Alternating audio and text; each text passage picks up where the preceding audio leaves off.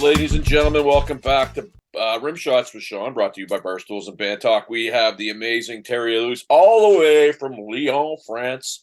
That's right. So just before we stopped, we talked briefly about the song that you did with George Lynch, Yeah. and I didn't even know it was coming out. And then I get this notice on my social medias, and I was like, "Man, this is going to be cool." How did that come about? Um, well, I've been a big fan of George for wow decades. We've never had the chance to work together. We almost did, and then we had a little misunderstanding. And then I, my guitar player at the time was Tony. Was coming up with some things, and he said, "Oh, we should use that for X, Y, Z." And I said, "All right." So Pat and I wrote the music and the lyrics and the melody, and Tony came up with the riff and all that stuff. And XYZ didn't use it. XYZ, nah, it's not fitting XYZ anymore. So I said, all right. So what do we do with it? Nothing. And then I thought about George because I love George. I said, I sent the track. So I sent the track to George. I said, would you mind playing guitar on it? And he said, yeah. So at the time I was working with AON. In fact, Brett was the singer. And I told the kids, I said, because I call them my kids because I'm the big uncle, big daddy. So I said, would you like, I'm going to produce your track and I'm going to get George on guitar as well. And they were all excited. They said, yes, George as well. So I got the track produced. I produced the track and I brought George in to play guitar and along with the Jacob, the other guitarist as well, and asked Brad to do some all the backup vocals with my friend D, and it sounded great. I mean, I didn't expect anything. I have to be honest with you. We put it out not expecting much.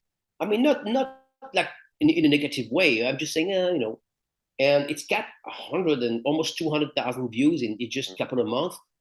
And it's like every day I get like messages. When are you going to do another album with George? I mean, another track with George. So we have shows coming up. George and I have a lot of shows coming up in December and January, and it's definitely we're going to work together. I don't know to which extent, but again, George is phenomenal. I can only say there's just one thing. He's just a phenomenal guitar player. I am not talking about the individual because I sometimes a person has an issue with somebody else. I don't know. I don't have any issues with George whatsoever. I think he's just a very deep person, intelligent, opinionated, and all that stuff. And I like that about him. I think he's brilliant. Um, and I love the tune. So here's what I want to cover now. Again, I already told you I'm in East Coast of Canada. We were dialed into what was going on. All of a sudden, this album comes out. Four guys in the cover, XYZ. A buddy of mine got it, and I put this album on. First tune's Maggie. I'm like, wow. The album blew me away. Second album blew me away. I had Paul Monroe on a month or so ago, and I said, Paul, I feel like I can finally say that I owe you some royalty money because I stole an awful lot of drum licks from you growing up. That album, the first one especially, Don Dawkin worked on it with you guys. How how long were you guys a band before you got signed and before that album came out? Because in my opinion, it's one of those ones that if somebody says what's the most underrated album, that one and the first Rough Cut album to me are the first ones that come out of my mouth. Thank you. We, Sean, we tried to get signed like every other band in Hollywood. We tried to get signed. We tried everything. Everybody passed on us. Basically, every label said no. We tried everyone. We tried Atlantic. Who was just about to sign us, and Paul Stanley was supposed to produce the album. And we had meetings with Paul, and everything was looking great. And then record company said, "Nah, we don't want those guys." All right. So nobody wanted to sign the band. So we were just about to self-produce ourselves, and I got together with Mark and Pat, and within 5 minutes we wrote a song called Inside Out. We really had no idea what was going on. I just said, hey, let's write this song. Went to the song was not even finished, the lyrics whatsoever. We went to the Troubadour in Los Angeles to do a jam. I said, hey, let's. The best way to know if a song sounds great is to jam it. I said, okay. They said, okay. We went to the Troubadour. We jammed the song. There was no definite lyrics, just Inside Out as a chorus, and that was about it. And that particular night, there was an A&R guy who said, "Wow, I really like that," and the rest is history. So they introduced us to Don Dawkin, and we were big fans of Don Dawkin. We're still big fans of Don Dawkin, and of course George Lynch. And we loved the production. We loved everything. So when we were offered to work with him, we were very happy about that. And I think to this day, I'm still friends with Don. And I mean, we're not best friends, but we definitely friends. And I think the world of him. I think the first time I heard that first album, I was kind of going, "Wow, this sounds like Doc." But then the more and more you listen to it, no, no, no. Like, I mean, your vocals, and I don't know who you would have, I guess, grew up listening to and idolizing or whatever, but there was that era either had singers that were just okay but great frontman, or amazing singers that should have got their due and didn't. And your vocals, I mean, you got to be told that on a regular basis of people saying like, "Wow, that album for me is one of the best vocal performances ever that I've heard." Um, I think the reasons, thank you. The reasons of a lot of people say it sounded like Dawkins a lot because Don actually did all the backup vocals. Fair enough. That's fair enough. I mean, I did the backup vocals. I did them. I was inexperienced. Let's face it. But Don Dawkins one night decided to redo everything, and we came back on Monday, and his vocals were everywhere. I'm like, holy shit! So we were 22, 23 years old. What are you supposed to say? No. I mean, Right. the guy's the boss, and he tells you this is the way it goes, and you said, all right. And I thought it was. I said, "What? I mean, we can hear his voice everywhere. I don't know if I like that." And the label said, "Don Dawkins is a platinum artist. You should listen to him." And I said, "Okay." So we did, and the album went gold. It did very well. And what's not to say? What's not to like? I mean, thanks to him, of course, I could have done things differently, which we did on the second album. But the way I look at things is, don't have regrets. Just said very positive. At least I had a great shot, and I took my shot, and I did well. And I'm grateful. That's all. I'm grateful for Don. I mean, I'm grateful for the producer, the record companies. Look, I came from France. I mean, nobody knew who I was when I came to this country. I could not even freaking speak English. And here I am at the MTV Awards, going to Canada Awards. What's the name of that award that you guys have? Juno, whatever, Juno, yep, Junos, that's Yeah. right. Yeah, we did a lot of stuff. I mean, here we are. I mean, looking at playing stadiums, opening for the biggest band at the time, like who were opening for Foreigner, Ozzy, and Ted Nugent. And here we are I'm thinking, oh my God, this is a dream. Here I am. I used to live in a little town in France and play in front of 10 friends. And here I am playing the opening for Alice Cooper or Ozzy on tour. And tonight it's 15,000 people. What am I going to say? Hello, Detroit. Um, I like to ask this question every time I have somebody on that's had a lot of success in that 80 say 1980 to just before the grunge movement happened. So I grew up in that movement. I still love it. I mean, I don't really know if I have anything recent. Hair metal, Hair Nation is pretty much on my radio all the time. We had to, it cut off. Grunge came. It seemed like it was dead. And then all of a sudden, this resurgence, I'm going to say sometime around 2007, 2008, it's probably more popular than it ever was. Monsters of Rock. What do you chalk that up to? Why do you think that is?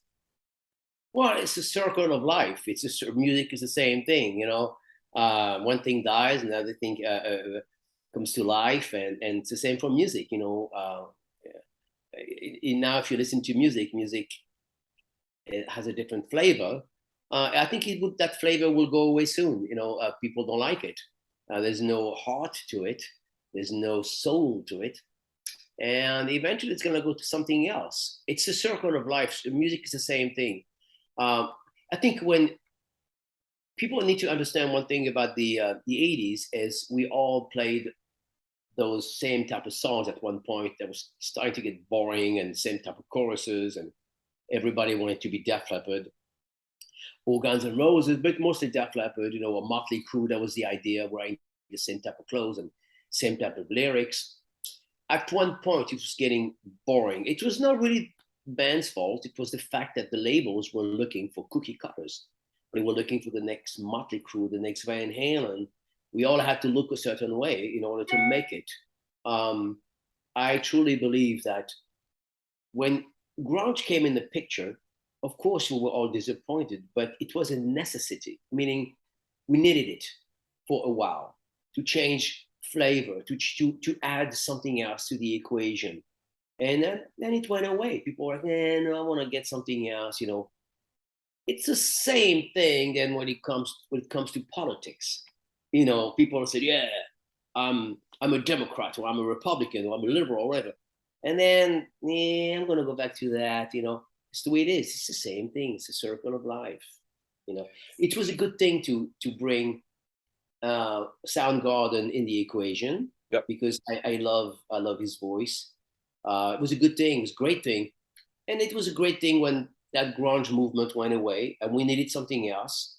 We had more of a pop kind of sound at one point, and that wouldn't surprise me that punk would make a comeback or something like that, or industrial music or something. I know the current music scene sucks. That's the way I feel about it. Bands have no soul. Singers. I agree with that. There's not a whole lot of new stuff, and I play in a band. We do cover tunes, and we'll be playing downtown, and the room's packed, and there's all these university kids, and they're singing along with the songs of the '80s, and I'm sitting there going, "What the heck is going on?" None of these kids were around. Then I think about it. Their parents are close to my age, and these kids grew up listening to some of that stuff, so they know what it is. So I think there's, I have hope that the next generation will do us proud and keep things going.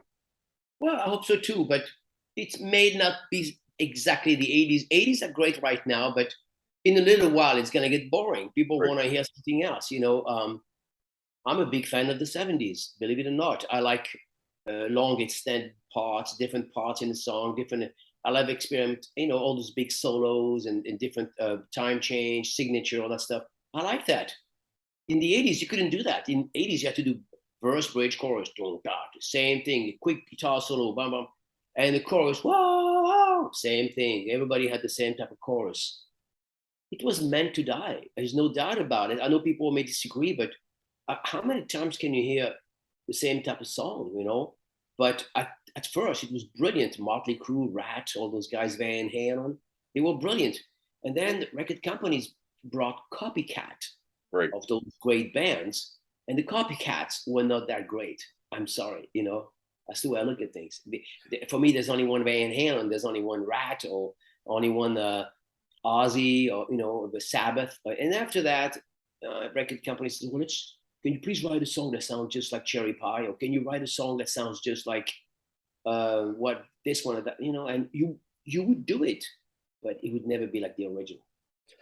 Yeah, and you're right, and I think that and I won't name a genre that I'm thinking of, but there's certain genres of music that have a formula, and it's basically it sounds like the same band with a different singer, and it's popular, and you can't knock it for that. I mean, if that's what they're going for, but you definitely see that formula where somebody's trying to make money, right? And maybe the songs are second fiddle to the bottom line. How many bands do you think, on top of your head, try to sound like AC/DC? I mean, think about one of the greatest band ever is AC/DC, and Yep. then you have Highway to Hell. Those are great songs. How many bands? For me, I'm like, what the heck? It sounds just like AC/DC. They were very close actually, but there's a lot of them. Just think about it and say, well, yeah, that song reminds me of AC/DC a lot, you know. So if I want to hear AC/DC, I listen to AC/DC. Yeah, that's a fair statement. Look, I want to be respectful of your time. I know you got lots on the go, and I very, very much appreciate you spending. It's a Saturday. People don't know this right now, but it's a Saturday. You're coming up on about a quarter after 9 or something over in France. It is yeah, So 9 o'clock, 9 you're p.m. heading back to North America soon. When are you out on the road, and what's coming up for you, Terry? On the road. I got 2 shows coming up next week. Hopefully, things get canceled all the time, but I got a show with the Legends of Classic Rock. I have a show in Atlanta with Legends. which is great. I'm excited about that. And the next day I have to fly back to Los Angeles. I have a show with Jack Russell.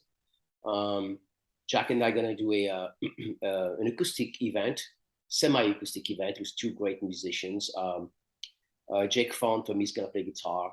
Jake was the guitar player for David Lee Roth for a long time, and Robbie Lochner are going to be playing guitar for Jack. So we're going to doing a little storyteller. We're going to play all those great hits, and then tell the crowd, do a little Q&A and everything. It's just great. It's great, very intimate crowd. Not a big 5,000 whatever. We're just going to have a few hundred friends.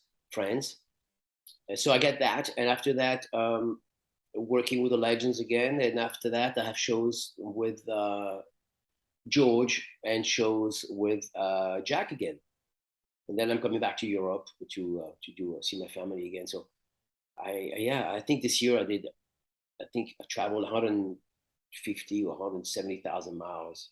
Wow.